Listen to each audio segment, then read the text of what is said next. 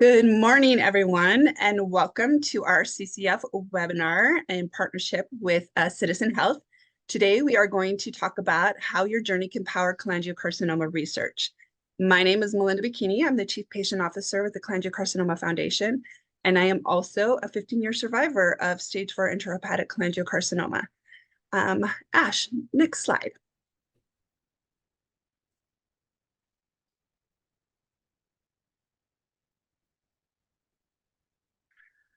So today, the patient registry, we are partnering with Citizen Health to collect your medical records on your behalf. All your records are in one place and you can share with whomever you wish. I have put my records all on this platform, and I have shared with my loved ones. I've shared for second opinions. I've shared for clinical trial purposes. I've shared for research purposes. So today we want to walk you through that process and show you how it can be done and why it is so important. With your consent, your records can also be de-identified and added to our large growing real world database. Citizen CCF is in partnership with Citizen to make this data set available to scientists and pharma to accelerate the research and development for our cholangiocarcinoma community. When your de-identified data is used by industry or academia, both CCF and you receive a share of the revenue. So that means when you give your data, consent to share your data, and then industry partners are using that for research and they pay for that, you will get a share in that. So as patients, you're getting something for sharing your data. Instead of, in many instances, our data is sold without us knowing about and used for research, this gives us the control and the ability to consent to share that data, but also get rewarded for doing so. The process for sharing your data and collecting your medical records is free and easy. It's a single sign up. You can do it all online in about 5 to 10 minutes, and you can make your data count. Next slide. I just wanted to give you an example of what the portal looks like. This is my data, and as a 15-year survivor, I have tens and thousands of pages of medical records. And so if I were to scroll down, there's many rows of medical records that go all the way back to 2009. You can click on these records, you can read your data. As I was doing this last night and preparing, I actually found something that I didn't know about. It's amazing that you can read through your records and learn so much about what's going on with your specific case. Next slide. You also get to view your scans. And so instead of only getting to see the scans when you go into the doctor's office, if you even get to do that, because sometimes you don't, your scans are uploaded to this platform and you can actually see your scans and share them and look through them and to compare them against the report and understand exactly where your tumors might be. I will put that there's a caveat. I do think you need a degree to be able to understand these slides, but for me, I really like to see it. I like to be able to see the pictures and put the pictures to the report so that I have a better understanding. So for me, it's very beneficial. Next slide. We want to connect patients and accelerate cures, and by joining the patient registry, we can do that. If you go to our website, under Get Involved at the bottom, there's a tab that says Join the Patient Registry, and it'll take you to this page. Next slide. So the patient registry empowers patients and caregivers by uniting the global cholangiocarcinoma research community. And Dr. Valle will talk more about this later. And you can contribute to research effortlessly from your own home, in the privacy of your own home. And again, it only takes about 5 to 10 minutes to join. You get to keep all your medical records in that one platform, like I showed you in my example. And I think the biggest benefit of that is we can help accelerate the progress of the research going on in cholangiocarcinoma. Next slide. Reasons to join: become part of the research initiative that drives breakthroughs in the fight against cholangiocarcinoma. There is strength in numbers. In order for this data set to be powerful, we need as many patients in there as possible to show the wide variety of everything that patients have done, from treatment to diagnosis, to not having treatment, to response rates, from being a young patient to an old patient, newly diagnosed, to being a survivor of long years. We need a representation of all of that. This will enable cutting edge research and better treatment options for all of us. Next slide. So patients and caregivers will be directed to the Citizen Health portal. You see their logo at the bottom. You can join this from the CCF website. There's really no extra work is needed. Once you're enrolled, you request for them to gather the records on your behalf. And then you can join today to connect patients and accelerate cures. You just hit that register now button and it will take you right where you need to be. And Mikkel's going to walk us through that process here in just a few minutes. Next slide.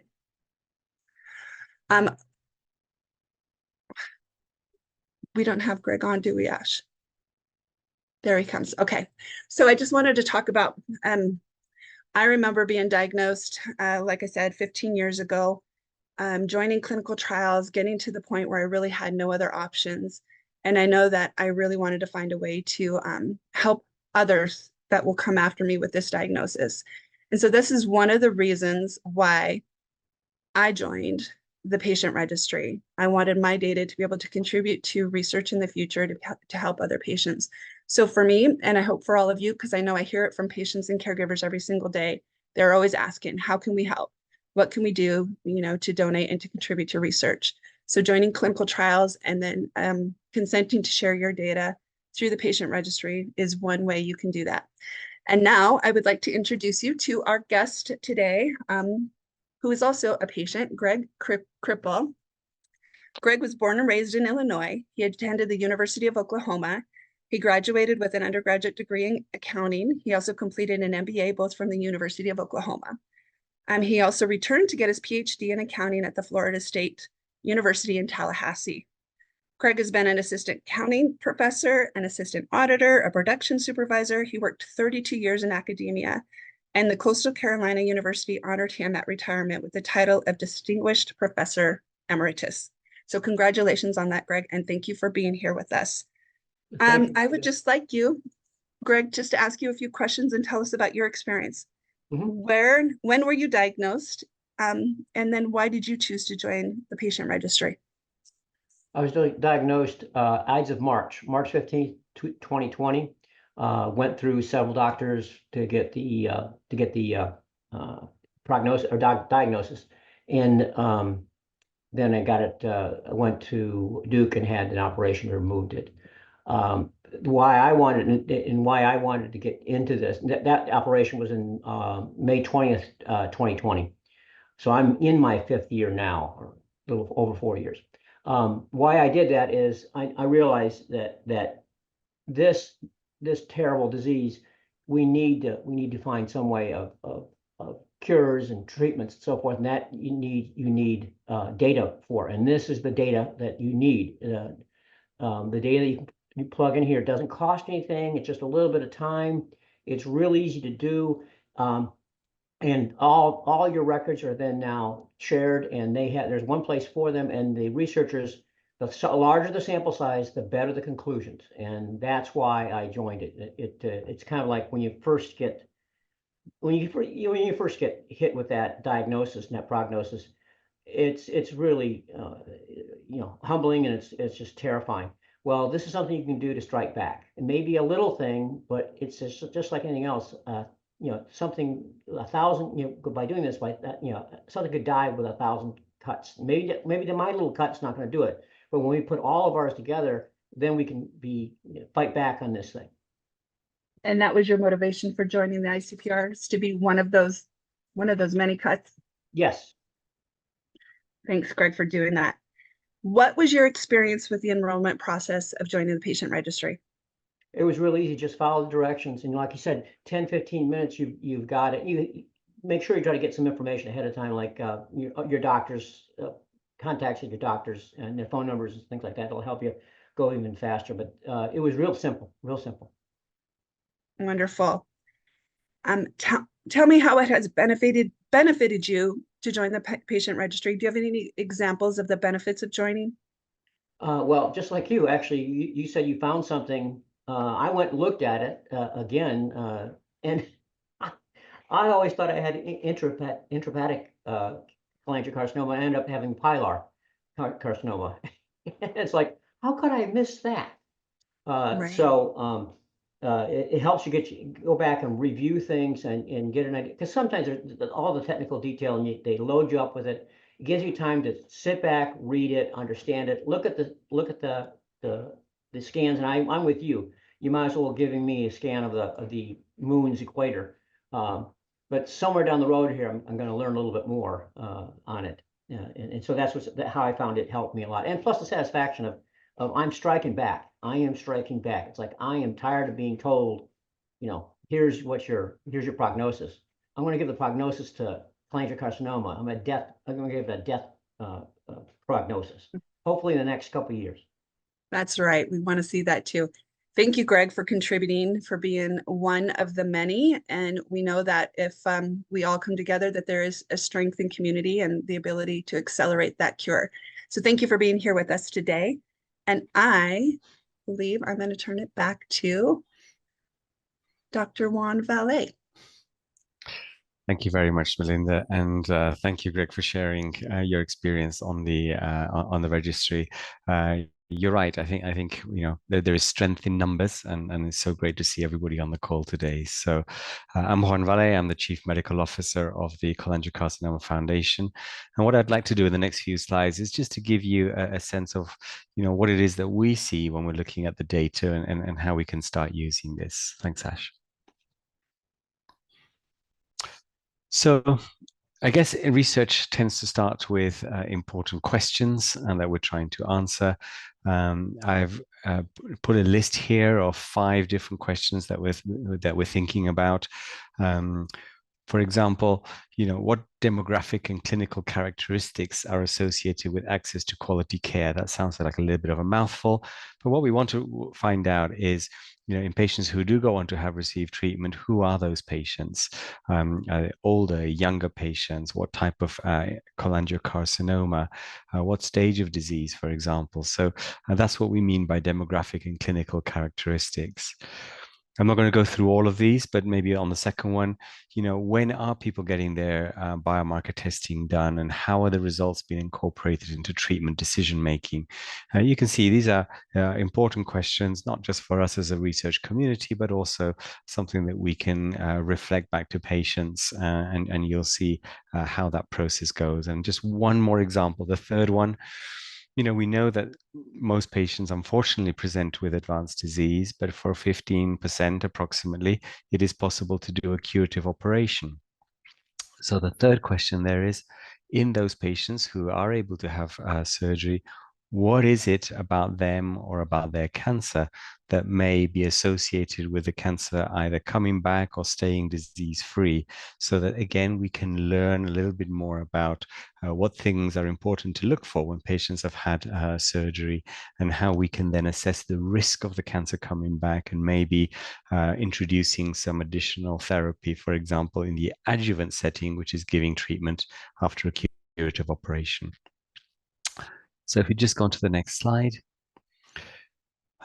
So those are the questions on the previous slide. And on this slide is how do we generate an answer? So by clinical characteristics, what we mean is the age, the sex, location of the patient, a primary tumor.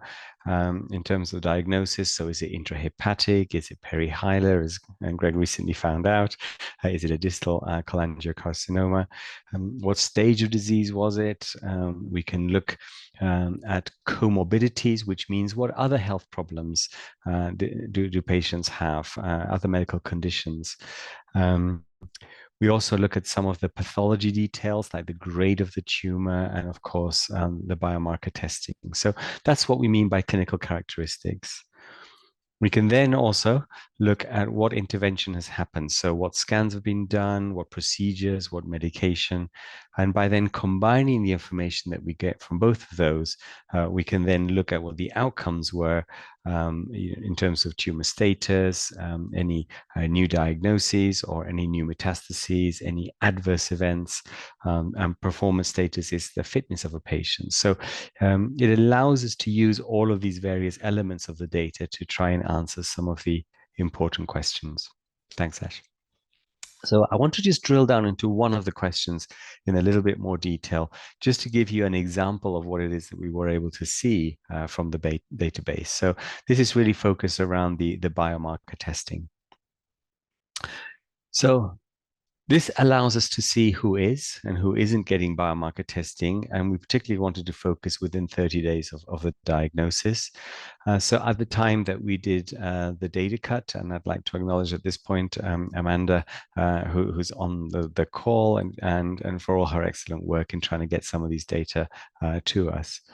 You can see, for example, that if you look at the age of diagnosis, we had patients who were less than 65 years old had 75%, 75% or 74.5% of those patients had biomarker testing within 30 days. If they were older than 65, that percentage dropped down to 66.2%. You can see here the sex. If you're female, 74.6% of those patients had biomarker testing within 30 days. If you're male, that was lower at 67%. And you can see there also the location by metro and non-metropolitan was very similar. We can also see here that sometimes these differences are significant. So if you look at the top row of this table where it says stage at diagnosis, if patients have early stage disease, only 65% of those patients are tested within 30 days. In the advanced setting, this is higher at 78%. So there's quite a big difference there, and that was statistically significant. On the middle row, you can see that extrahepatic is highlighted in green. That has a lower percentage of undergoing biomarker testing, whereas it's much higher in intrahepatic, about 20% difference, so 77 to 57%. And that's telling us that you're more likely to get biomarker testing with an intrahepatic cholangiocarcinoma, and probably that's because these are where the therapies have been emerging over the past few years.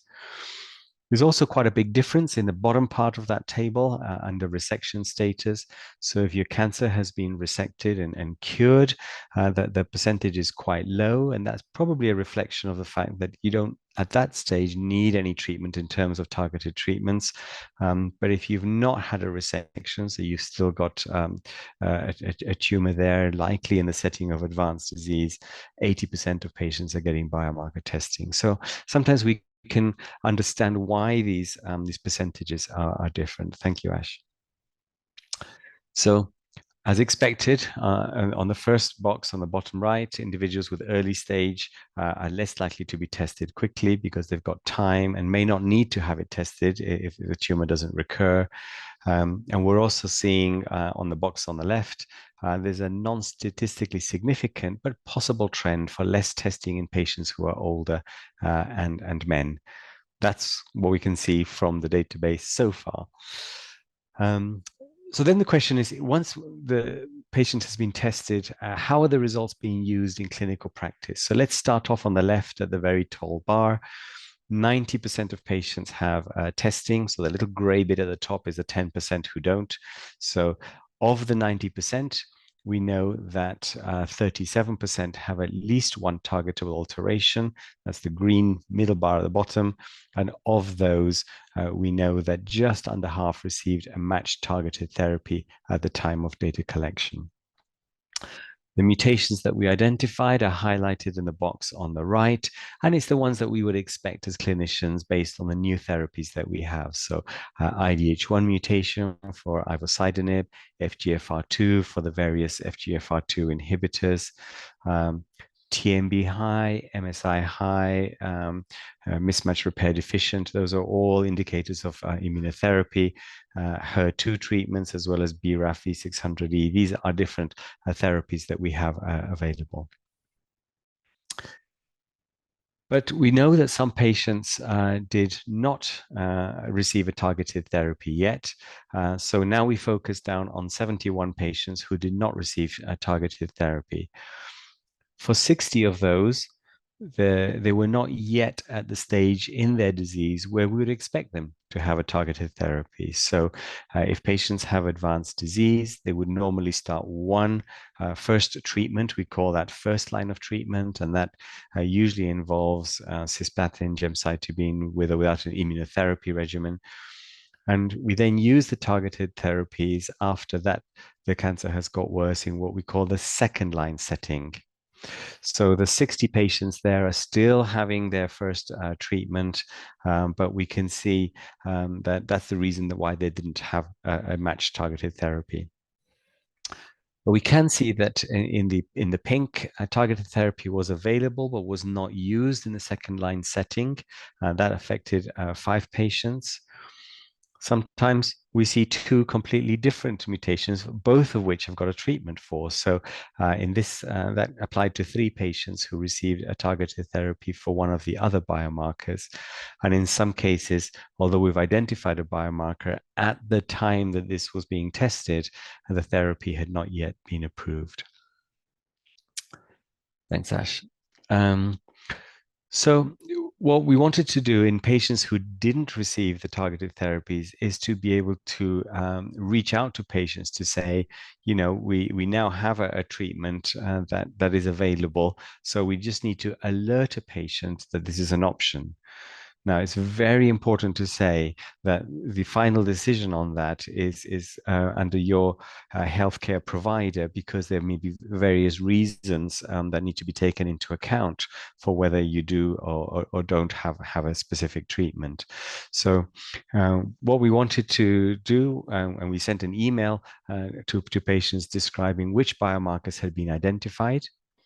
We let patients know that this indicated they may be eligible for an FDA-approved treatment, but again, very clearly made the recommendation that they needed to speak to their healthcare providers, because we couldn't make those decisions. It's about enabling a conversation with healthcare providers. And then we asked patients to complete a bit of a survey to get some feedback of what happened with the process. We had responses from 10 patients, which is the blue bar on the left. And then the question was, have you ever received a targeted therapy for your cancer? 3 had since received a targeted therapy. So that's the blue splitting at the top. And then the pale blue to the bottom have still not received a targeted therapy. So we then asked, did your doctor or treating team ever discuss using a target therapy for you?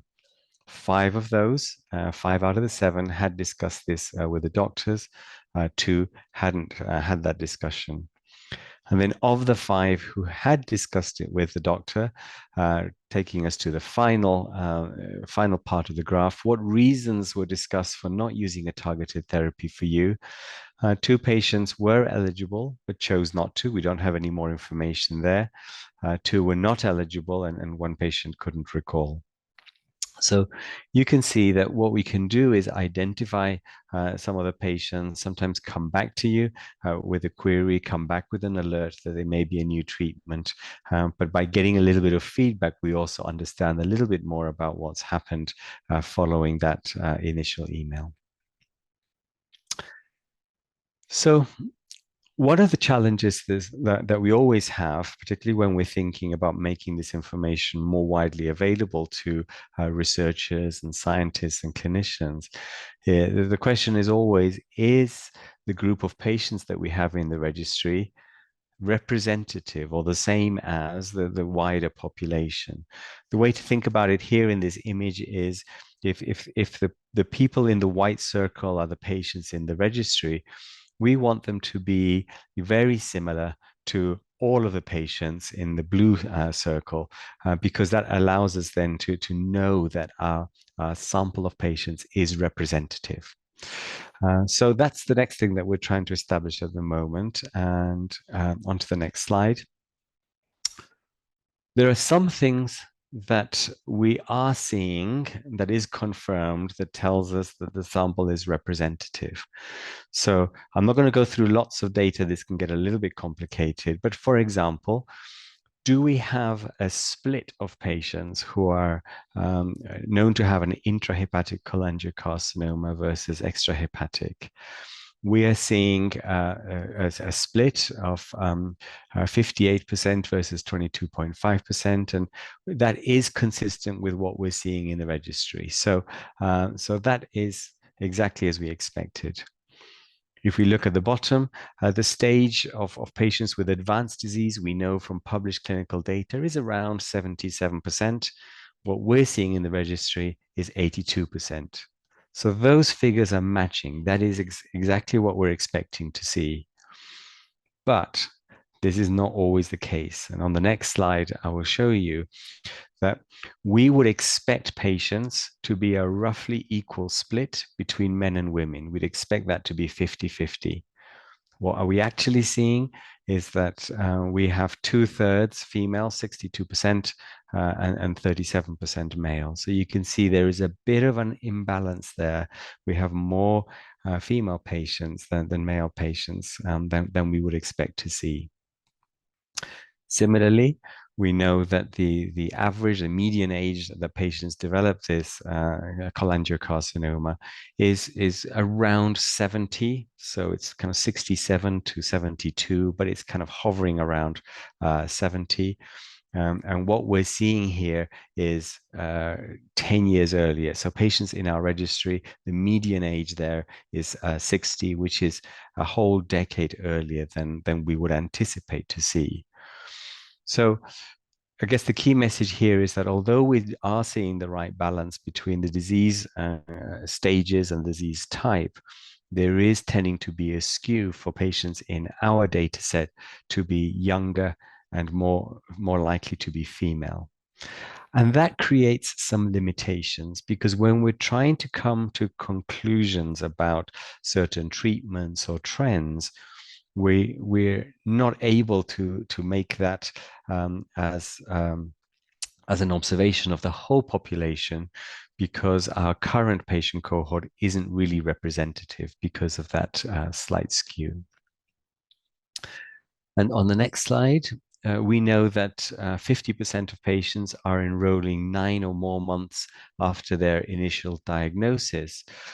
And we know that that in itself also creates a little bit of a challenge in that, we know that it's important. A lot happens in that first six to 9 months, and we're not capturing all that information, particularly if we were to have, it's important for us to know which treatments do work and patients do well and patients come into the registry.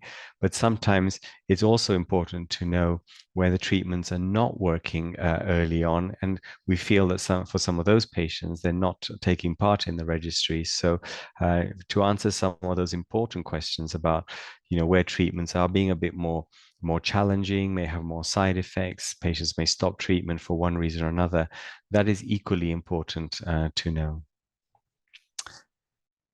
So this is my final slide. With more patient data, you can see that we're hoping to have more reliable information. We have more confidence that the insights that we're getting from the data are reliable. We have an ambitious goal of onboarding 1,000 more participants into the registry over the next year. And by doing so, we'll have more statistically powered, a more representative data set. This will help us as investigators to have more impactful research, and we'll be able to accelerate new treatments and better outcomes for patients with cholangiocarcinoma. So just before I hand over to Kate, there was a quick question there about how many patients are in the registry. Currently, somebody might correct me, but it's 550 is the last number that I have to mind. So we have 550 patients. So you can see that aiming for another 1,000 patients is quite a big expansion on what we have. So happy to answer any questions. And at this point, I'm going to hand over to Kate from Citizen. Thank you, Kate. Thank you so much, Dr. Valle, and it is an immense privilege to be speaking with you all today, and really, truly so powerful to hear the stories and experiences of community members like Melinda and like Greg, because every story matters and every strike back matters, like Greg said, and each sign up, as Dr. Valle said, helps us get to the most representative sample. So backing up, my name is Kate Haldeman, and I am with the partner platform that powers the ICPR called Citizen Health. And in this part of the webinar, we will take you through the onboarding flow for joining the ICPR so that if you would like, you can follow along and sign up with us right now. So we will both show you how to sign up as a patient as well as how to sign up if you are a caregiver on behalf of a patient. So orienting you to the slide here, If you want to follow along in the sign up process, you can take a moment to scan this QR code on the right-hand side of the screen, or enter in the link that is below. So that is citizen.health/CCF_webinar. And that will take you to sort of our special sign up link for this particular webinar and for you all today, and the start of our onboarding flow. Onboarding, again, is very simple, 5 to 10 minutes. We'll just be asking for some information about the patient, including your diagnosis, where you have received care, and a quick portion to validate your identity so that we can collect records on your behalf.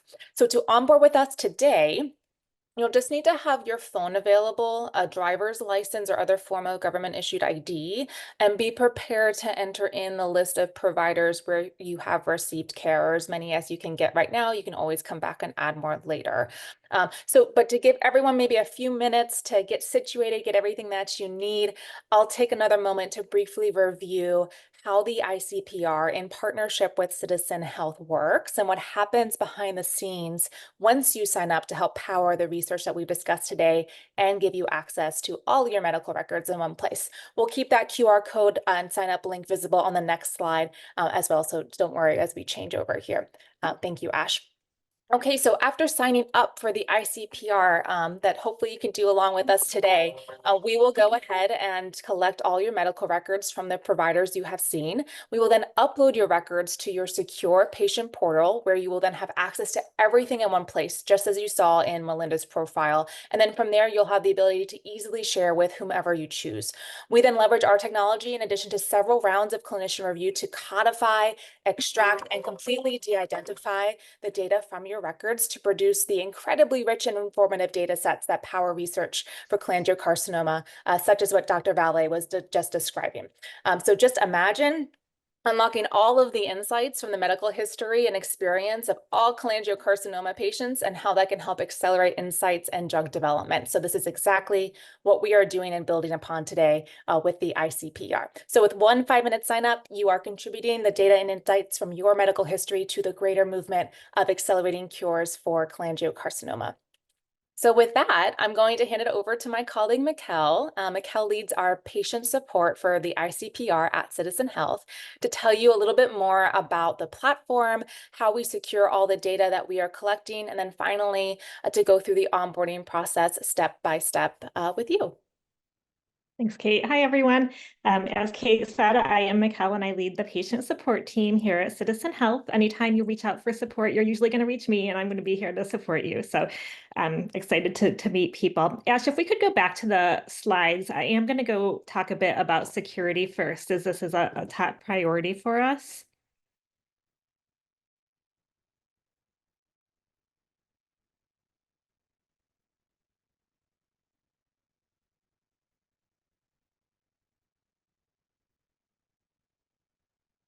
There we go. Okay, perfect. Thank you. So again, security is a top priority for us. We follow HIPAA privacy rules, expert determination to confirm minimal risk of patient re-identification. All studies that we partner with are IRB approved and meet GDPR requirements. Data is only shared with the consent of the patient. Processes and controls are in place designed to comply with Title 21 CFR Part 11. We use a HIPAA-compliant AWS platform to maintain the data. The platform is best in class, and its reputation depends on keeping data secure. Additionally, we encrypt data locally and have stringent policies for staff regarding access to the data at all times. We're going to ensure that your data is protected. If we go to the next screen, again, it's going to pop up if you need, again, the citizen.health/CCF_webinar. I'm going to walk right through onboarding right now and would love for any patients to join me and walk through the process right alongside me. Again, you'll need your phone, your ID, which could be a driver's license, passport, or government ID, a list of providers. If you're going through the process on your own, it would only take about 5 minutes. I'm going to go through it a little bit more slowly just to kind of talk through the screens for help. So Ash, I'll go ahead and share my screen when you're ready.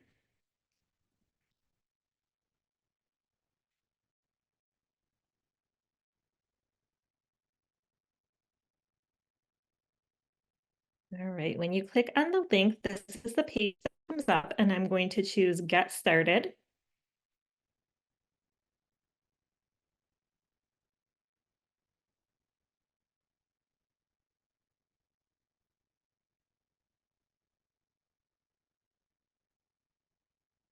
And this is the page where you start to create your account. You will enter your email address. This will actually be the login to your account. It will be how you log into your Citizen Health profile.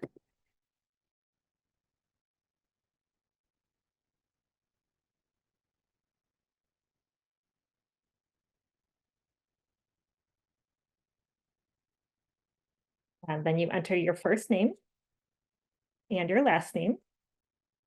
You will create your own password. When you start typing the password, the requirements for the password will appear. It has to be at least 8 characters long, at least 1 uppercase letter, 1 lowercase letter, and at least 1 number. And we're going to choose to sign up.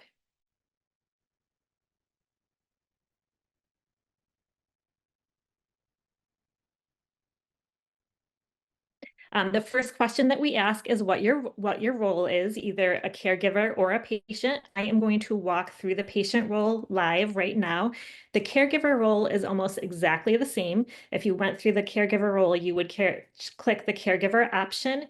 It would ask the patient's name, the patient's date of birth, and go forward from there. To collect medical records on behalf of a loved one, a legal document is required. You would need a medical power of attorney or some other legal document to be able to obtain those records. And there's an area in the onboarding flow where we would ask you to add that legal document. If you sit on a page for too long, our little chat feature will pop up to see if you need help. You feel free to reach out to me there, or you can click on this little blue down facing arrow, which will make it disappear. If we choose continue, it asks, where do you live? I'm going to choose that I live in the United States. Families outside of the United States are able to create Citizen Health accounts. We are not able to collect medical records outside of the United States. Families can create the account and you can upload your own medical records, but unfortunately, we're only able to collect medical records in the United States. I'm going to choose to continue. As you go through the flow, it will automatically recommend some diagnosis for you. It has the cholangiocarcinoma diagnoses automatically pop up. You can choose the one that applies to you. It asks the year that you were diagnosed. We'll hit continue. The next step, it's asking if you would like to share your contact information with the Cholangiocarcinoma Foundation. This is your name, your email, and letting them know if you've joined the registry or not. So you can share your information or decline. I'm going to choose to share my information. This step is adding your doctors. We actually use the Google database to search for doctors. So you should be able to find any of your providers just as you would through Google. You can search for the facility itself or doctors individually. You may find that you're looking for a doctor that is located all over the United States. So you're able to search better for that by choosing, I'm looking for Dr. Smith in Buffalo, New York. So that's going to narrow down my search so I can look for the doctor that I'm trying to find. If you see many doctors within a large facility, for instance, MD Anderson, if I see lots of physicians at MD Anderson, I can just choose the actual large facility name instead of listing all of those doctors individually. Most of these large facilities have a centralized medical record department, and they will include all of the doctors within that facility and the medical record request that we send to them.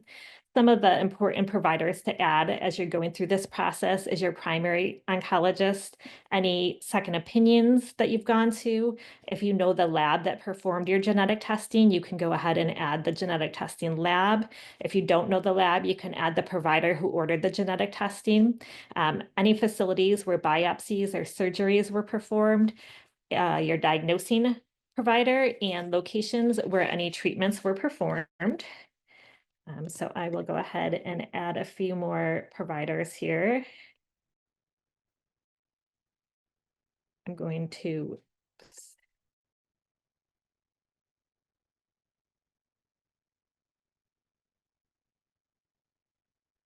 If you forget to add a provider, you will be able to add more providers at any time. You can always log back into your profile and add additional providers. So you can go through and add as many providers as you'd like here and click Save. You'll have a choice to either add more doctors or continue. I'm going to choose to continue. This is the step where we're asking about research. Again, if you choose to donate your data to research, it's de-identified. All of your personal information is removed before it's donated. You can click Learn More to read through the entire research consents. You can participate in medical research or decline, and you can always change your consent as well by reaching out to our team. If you decide that you do want to consent or you want to rescind your consent, you can reach out to our team at any time and we will assist you with that. This is a point where we are going to collect your ID, either your driver's license or passport. I'm going to start verification. It's going to ask for your phone number. And begin verifying. This is going to send you a text message with a 4-digit code.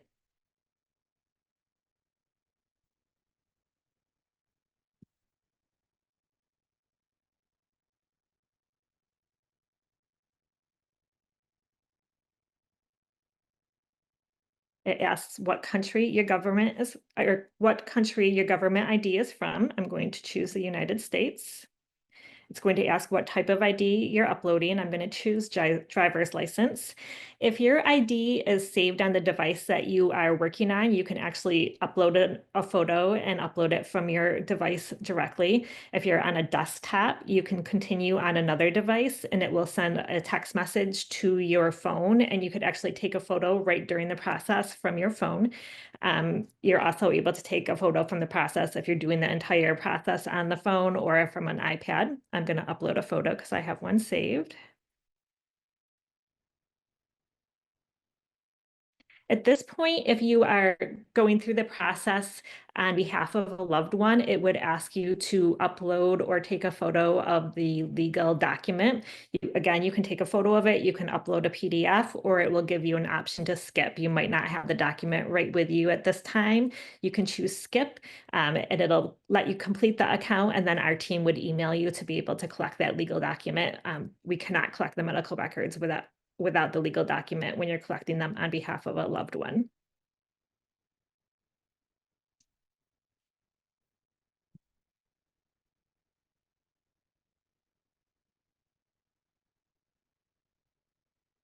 And this is the last step. The last step is just collecting your signature. If you have a touch screen, you can go ahead and just sign in this area. If you are in a desktop with a touchpad, you can click and hold down and sign. It's actually a little hard to get used to, so you can clear the signature. We do ask that you try to sign as closely as possible to your normal signature. I know it's almost impossible to do that, but providers do compare this to what they have on file and what is on your ID. You choose Finish Registration. And this is what the profile looks like when it is complete. My Health is where you will find your medical records. We'll actually send out HIPAA compliant record requests to your facilities.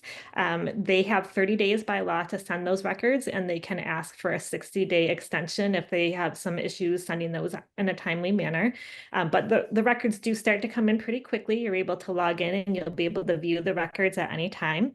The upload documents, you're also able to upload any of the medical records that you have. And if you've been seen at any facilities outside of the United States, we welcome you to upload those records here. Under requests is where you're going to see all of the record requests that you have made. You can add new provider to add any additional record requests. You're able to update your medical records. So right now you can see that my requests are all being prepared. Once they are received, if I want to update my records from Dr. Smith, I would just click Update Records with a button that would be here, and it would just send out a new record request going from the time the last one went out. Under shares is where you will be able to share your medical records. So if you wanted to share your records for a second opinion or with a loved one, you'd click here. You can enter the person's email that you're sharing the records with, and they'll receive an email letting them know that, or you can create a link to share with them directly. If you need to change anything about your profile, there's a little drop-down arrow here. Under my profile, you can update any information that you need. All right. And I think if we go back to the slides, I can talk through a couple other things. And while we're going back to the slides, Mikkel, I just wanted to remind the audience to please submit any questions you have about the process or about the platform or about the data collection into the Q&A box and the chat, and we will get to your questions after the end of the presentation. All right, perfect. A couple more things about the records. Providers may reach out to you to confirm that the record request is valid, so they may reach out to you directly.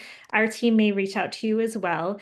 I think that our database has grown since Greg has completed his profile, but we actually don't need you to send us the phone numbers of your providers. We should have all of those already. If we do need any additional information, we would reach out to you from CCF support at citizen.health for that additional information.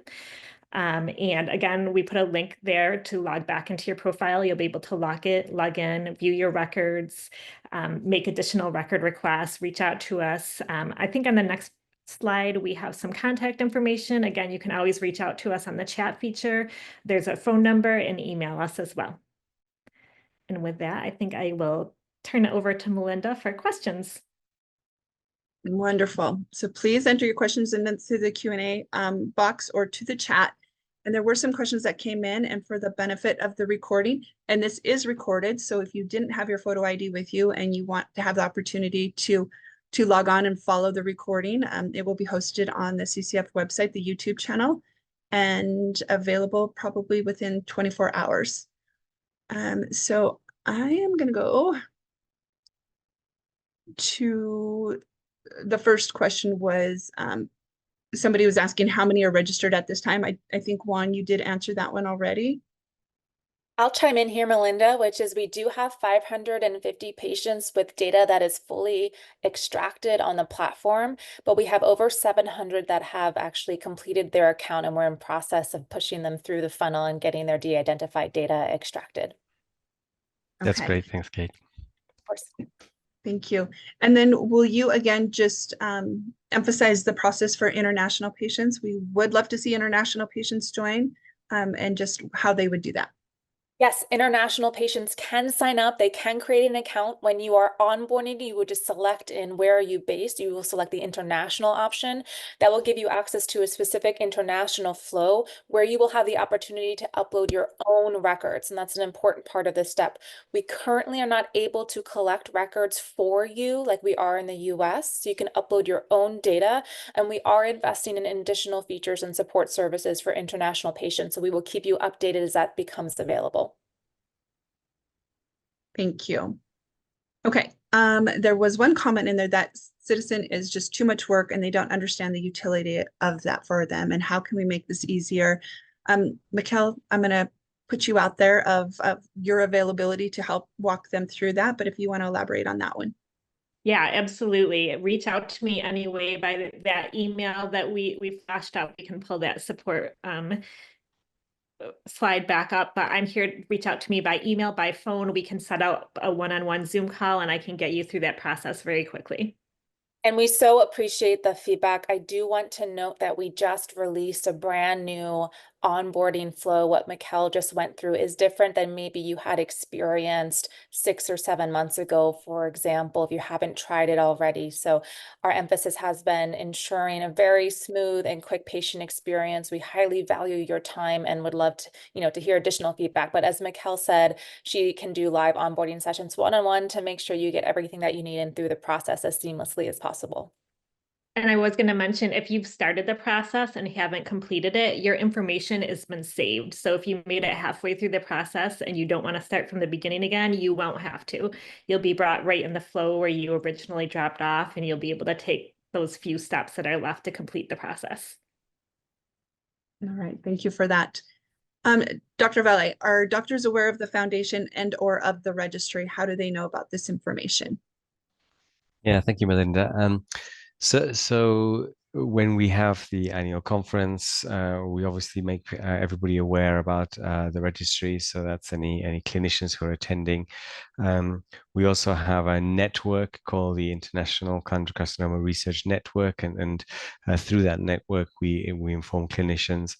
But I do need to be honest that if you see a community oncologist, they may not be aware either of the foundation or the registry. And I think sometimes that is on us to make people aware where we do have those contacts. But sometimes I have to say it's through you, patients and caregivers, that clinicians sometimes find out about the foundation and the registry. So we're very grateful if you're able to make those introductions as well. Wonderful. Okay, a couple of questions. Canada is now creating its own database. Would you be partnering with the Canadian database, or do we encourage them to join both? I believe this is in reference to the C3 collaborative. If that is the case, that is the initiative in Canada in partnership with CCF. We are actually doing a pilot with the C3 collaborative, which we're very excited about, but it does mean joining this process. So using this link and signing up for the ICPR so that we can furnish the data in Canada as well and gain a more representative sample. So I think the short-term answer to your question is yes, join both or whatever the other opportunities are, but that through joining this process through the ICPR and Citizen Health, we are aiming to support Canadian research efforts as well. That's the next pilot in terms of our international expansion opportunities. Okay, and I believe the second question is also international or Canadian. All the records are held in a single portal. Can they merely just provide a link to the MyChart portal, or must they upload all the records again? It's a really good question. So there is no in terms of the international, there is the option to upload your own records. We are doing a pilot to see if patients can transfer their records from MyChart.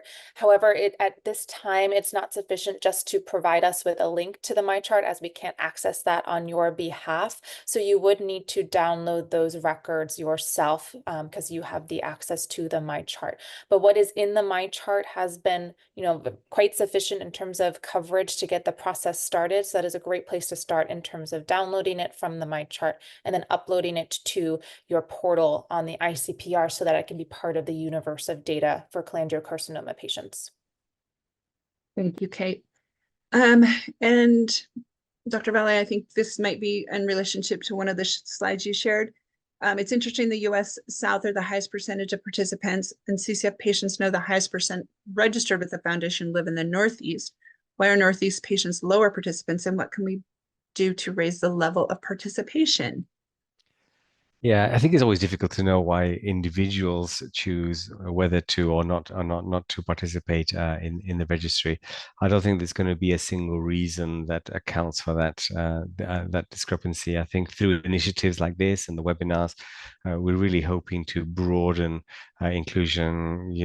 Not just the gender. We talked about male and female, not about just older patients. We talked about the age, but also across the geography. So it's really about spreading the word and encouraging people to participate.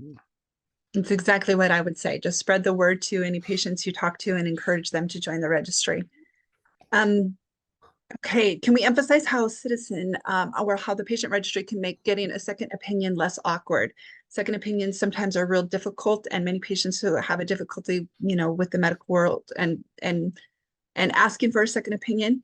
But I guess, can we just talk about how this would maybe make it a little more helpful? I know for me, it was easy. All I had to go on and do was share my platform, share my records with a different provider, and it emailed that to them. So I don't know if Kate or Mikkel, you want to touch on the ease of that? Yeah, we've heard from patients time and time again that they're so grateful that they don't have to go dig up all of the physical records, track them down from various institutions. Often patients have binders on binders that they have to carry around in order to really help get up to speed and educate the second provider on their medical history. With this process from your Citizen account, there is a button that is, you sort of share medical records, and then you can select the recipient of your profile, essentially with 1 to 2 2 clicks and send them a secure link where they can access the contents of your records and very easily be able to understand and get caught up to speed on your health journey without you needing to worry about tracking all of that down in advance. Perfect. And then can you address again about how having to update their medical records going forward from when they register from day one? Does the registry automatically do the update, or do they have to go back in and do that periodically? Yeah, so we do encourage patients to log in periodically to request what we call a record refresh or add new providers that you may have seen. This really helps us ensure that we have the latest and greatest information for your account and your health journey. We are implementing new processes to work to do this on a more automatic cadence, but you taking the initiative to go in there and request a refresh is very helpful for the recency of the data set. All right, thank you, Kate. Greg, I will just throw this last one out to you and give everyone any more opportunities to submit questions if you have them. But Greg, what would you tell a patient who has not joined the registry? Join it now. We have to have the data. I mean, Dr. Valley will back me up here. We have to have the data to be able to find the cure. So yeah, that's imperative. I mean, we have been hit with a really rough diagnosis and prognosis. We can fight back, and the only way we fight back is with data. And we got to give the clinicians and researchers the data. Please give them the data. And it's so simple to do. I echo what Greg says and invite you all to be part of the many so we can help accelerate the research and to join the patient registry. And please don't hesitate to reach out to anyone at the foundation or to our partners at Citizen Health. If you have any questions or difficulties, we'd be happy to help walk you through it and make sure that it's an easy process for you. Any last words from anyone else on the panel? Then I just would like to thank you all for joining this webinar. It will be recorded. If you want access to it further, it should be available within the next 24 hours on our YouTube channel, so you can use that as a resource. Thank you for joining. And again, please choose to be a part of the many, and we appreciate you for being here. Thanks, everyone, and have a great day. Thank you all.